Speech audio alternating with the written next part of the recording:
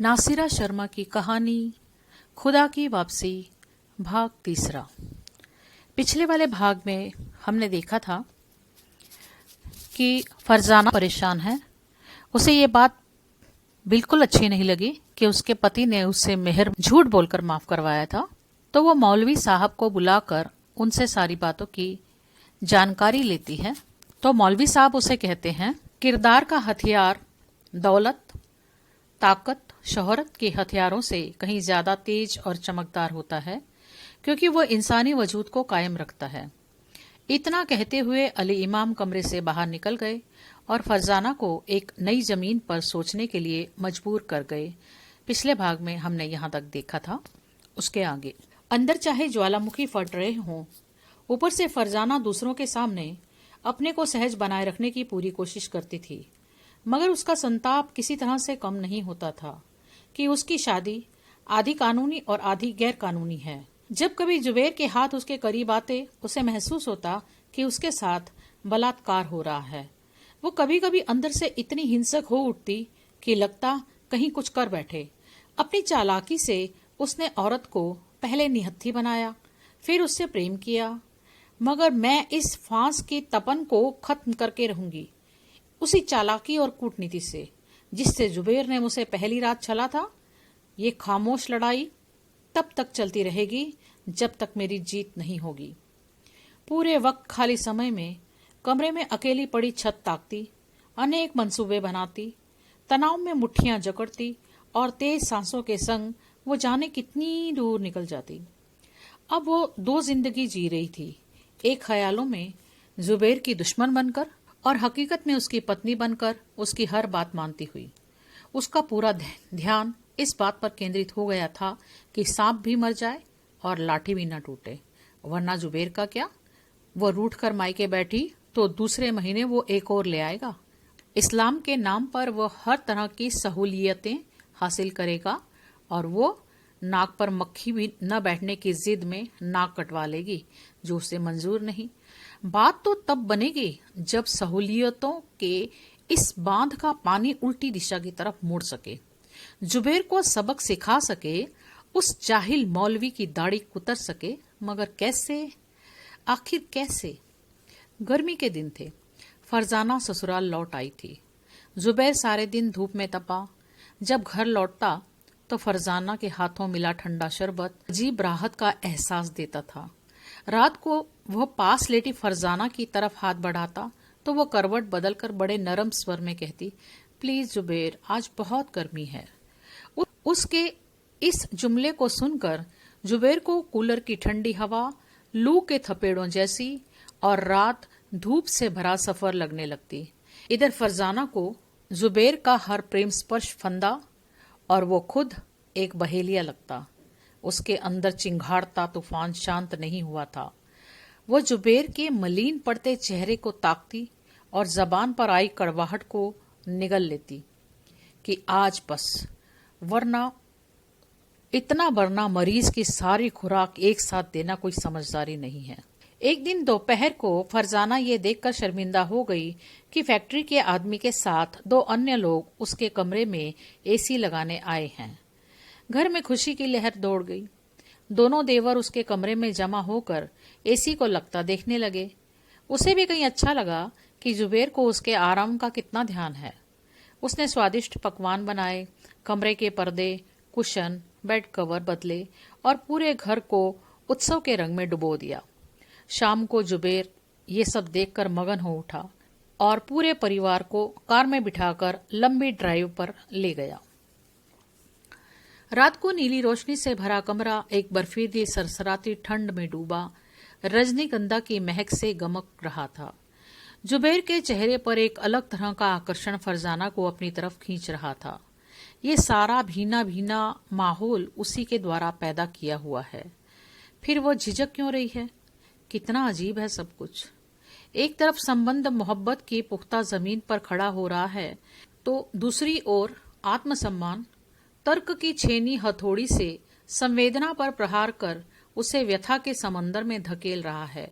दिल कह रहा है कि आज की खूबसूरती जी लो, प्यार को दोनों हाथों की अंजुले में भरकर पी लो, न जुबेर को निराश करो न खुद को दुखी, मगर चेतना उसे रोक रही थी। भावना में मत बहो, ऐसी 1000 हसीन रातें आएंगी, जरा इंतजार करो। आज के सुख के लिए कल का समझौता बहुत महंगा पड़ेगा।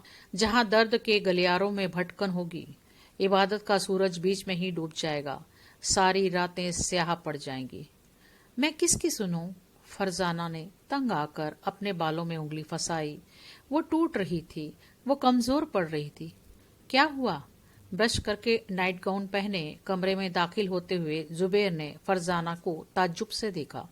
कुछ नहीं, आंखों में भर आए बादलों को फरजाना ने उड़ाकर फीकी मुस्कान से जवाब दिया। सर में दर्द है? जुबेर ने उसका मुस्कुराता चेहरा देखा और उसके इकरार कर पास लेटकर उसका माथा हल्के हल्के सहलाने लगा। एक खूबसूरत रात दबे पैर गुजरने लगी। जुबेर जाने कब उसका माथा सहलाते सहलाते सो गया। उसने जुबेर का हाथ धीरे से हटाकर होठों पर, फिर उसे आहिस्ता से सीने पर रखकर दबाया। आखिर ये सब इस तरह कब तक चलेगा? मेरे प्रतिशोध की यह अभिव्यक्ति कहीं गलत अर्थ में कोई गुल न खिला बैठे। अब मुझे बोलने की हिम्मत जमा करनी पड़ेगी, वरना खामोश शहादत व्यर्थ जाएगी। फरजाना सोच रही थी। उसकी आंखों में नींद नहीं थी। कभी वो प्यार से पति के चेहरे और बदन को ताकती, तो कभी अपनी डबडबाई आंखों को तकिए में छुपा लेती थी। जुबेर फरजाना के रोज रोज के बहाने से सोचने पर मजबूर हो गया था। वो फरजाना के प्रति अपने अनुराग और आकर्षण के पर्दे को हटाकर कुछ देखना चाहता भी, तो उसे कुछ नजर नहीं आता था।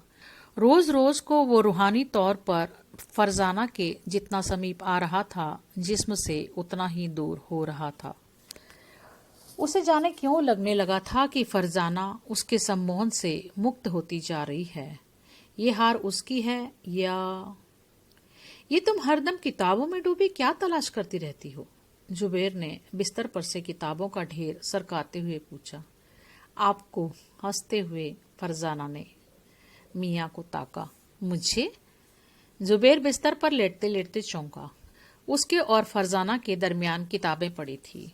हाँ, आपने पहली मुलाकात में बताया था कि आपने बहुत पढ़ रखा है मजहब के बारे में, बहुत कुछ जानते हैं।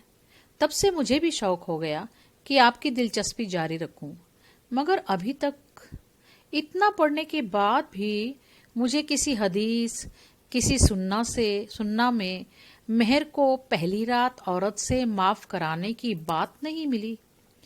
किताबें समेटते हुए फरजाना ने भोलेपन से कहा। वो तो बस।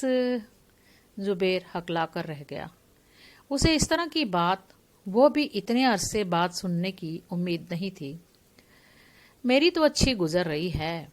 यदि मेरी बेटी को कल इस तरह की परेशानी हुई, मसलन मेहर माफ करने के बाद शौहर के संग उसकी निभ ना सकी और हक के नाम पर मेहर भी नहीं रहा, इस बीच आपका बिजनेस भी किसी वजह से, या फिर हमारे इतने बच्चे हो गए कि हम उन्हें बिठाकर खिला ना सकें, 1000 तरह की फिक्र मुझे घेरे रहती है। इसलिए मैं कुछ बातों की तह में जाना चाहती हूँ, ताकि कल मेरी होने वाली बेटियों को तकलीफ न हो। उदास चेहरा बनाकर फरजाना ने चिंतित स्वर में कहा। वो तो ठीक है, मगर अभी हमारे बच्चे हैं कहाँ? तुम तो वही बात कर रही हो, ना सूत ना कपास, जुलाहों में लट्ठम लट्ठा। खिसियानी हंसी हंसता जुबेर बोला।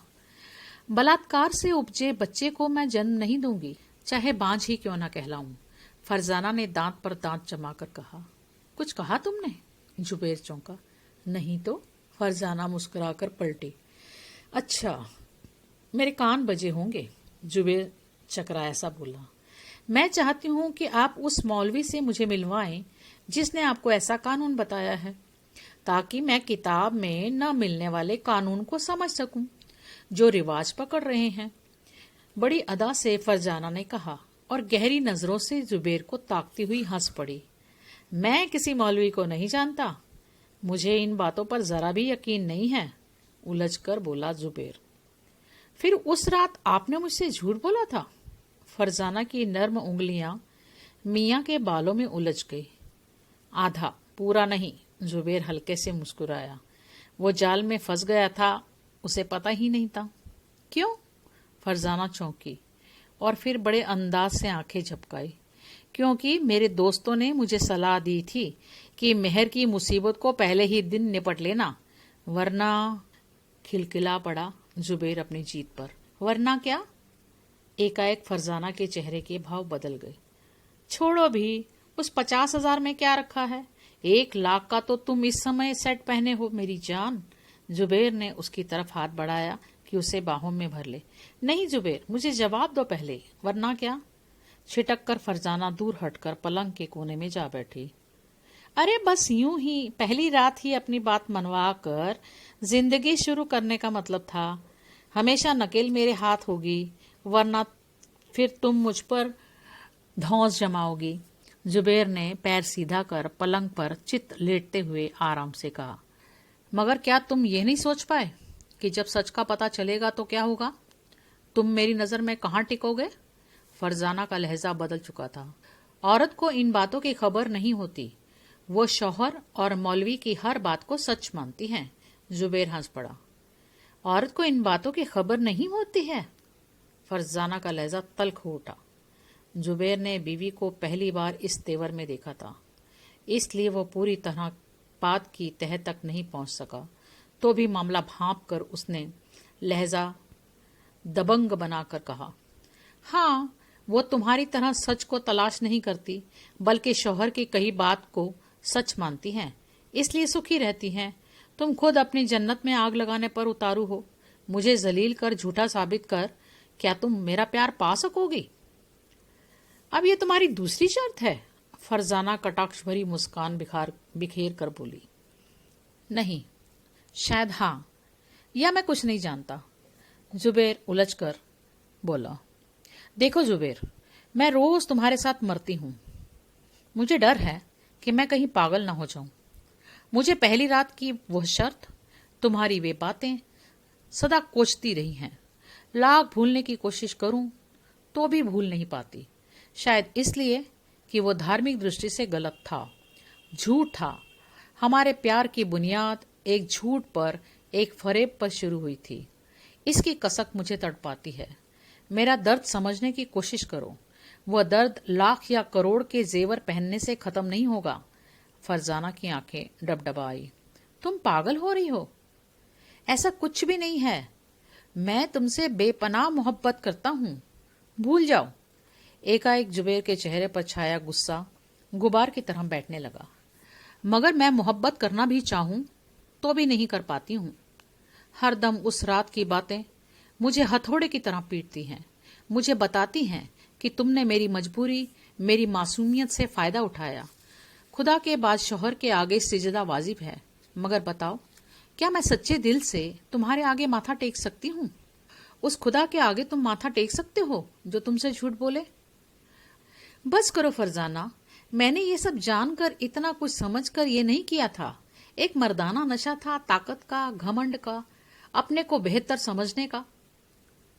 उसी नशे में मुझसे ये गलती हो गई। तुम जो चाहो सजा दे सकती हो, मगर मुझे छोड़कर मत जाना। जुबेर ने फरजाना को अटैची खोलते हुए देखकर कहा। फिर एक नया फरेब, एक नया जाल मोहब्बत के नाम पर बुन रहे हो। पछता रहे हो तो प्रायश्चित भी करना जानते होंगे। मैं तो अपने को सजा दे रही हूं, अपनी हिमाकत की। ये कोख हमेशा सूनी रखूंगी। उस मर्द का बच्चा हरगिज कोख में नहीं पलने दूंगी जो मोहब्बत के नाम पर सत्ता का परचम लहराए, जो औरत के अधिकार को उसकी चालाकी से छीन ले और उसे निहत्था बनाकर अपनी जीती जमीन का ऐलान करे। वो जमीन अंकुर नहीं फोड़ेगी, कभी नहीं। फरजाना के चेहरे पर एक तमतमाती सी जिद अकड़ कर बैठ गई। मैं शर्मिंदा हूं। जुबेर के चेहरे पर उठी संगीने धाराशायी हो गई। यदि तुम्हें रस्में तोड़नी थी, बगावत करनी थी, तो एक नई जिंदगी की बुनियाद डालते, जिसके नियम नए होते। धर्म के बनाए कानून को नकारना था तो नास्तिक बन क्रांति करते, मगर वे खतरे तुम मोल नहीं ले सकते थे।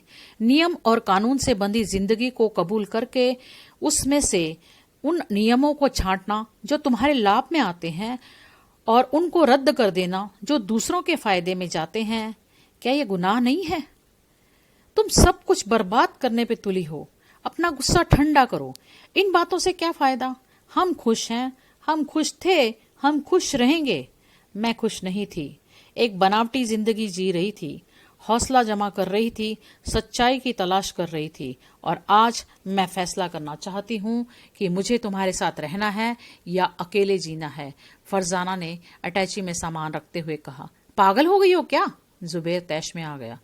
अब होश में आई हूँ, नींद से जागी हूँ। मुझे अब समझौते भरी जिंदगी पसंद नहीं, जहां खुदा और रसूल का दिया हक भी मुझसे छीन कर जीने पर मजबूर कर दिया जाए। कल का क्या भरोसा? इस दलदली जमीन पर कौन से घर की बुनियाद पड़ेगी? जज्बात की शिद्दत से फरजाना की आवाज बुलंद हो उठी। धीरे बोलो, दालान में कोई है। बेकार में। जुबैर ने घबराकर उसके मुंह पर हाथ रखा। कुछ पल खामोशी रही। चाहती तो मैं भी यही हूं कि हमारे बीच जो हुआ उसका पता दूसरों को न चले, क्योंकि दूसरों की कोई गलती नहीं है। थोड़ी देर बाद फरजाना ने कहा, मैं तुम्हें बहुत प्यार करता हूँ, तुम्हारी इज्जत करता हूँ। जुबैर ने प्यार से सराबोर हो उसका हाथ पकड़ना चाहा। मुझे हाथ मत लगाना। मैंने इतना तनाव सहा है कि अब मैं टूटकर बिखर जाऊंगी। अभी तक चुप थी, सहने की ताकत थी। आज जुबान खुल गई है तो मेरे सब्र का पैमाना लबरेज हो चुका है। मुझे कुछ दिन आराम चाहिए। फैसले से पहले का सन्नाटा। मुझे मेरे घर छोड़ाओ। जब तक मैं तुम्हें न बुलाऊं मुझे लेने मत आना। अटैची बंद करते हुए फरजाना ने अंतिम फैसला सुनाया। फरजाना चली गई। ससुराल का घर सूना हो गया। फरजाना की रणनीति कुछ हद तक सफल हुई। अपनी सेवा से जो उसने सबका दिल जीत लिया था, वे सब उसके लिए तड़पते। अपनी खिदमत से उसने सबकी आदतें बिगाड़ दी थी। उससे हर पल उसका नाम जबान पर रहता, और घर की ये हालत, माँ बाप का इसरार, छोटे भाइयों के प्रश्नों से जुबैर घबरा उठ चुका था।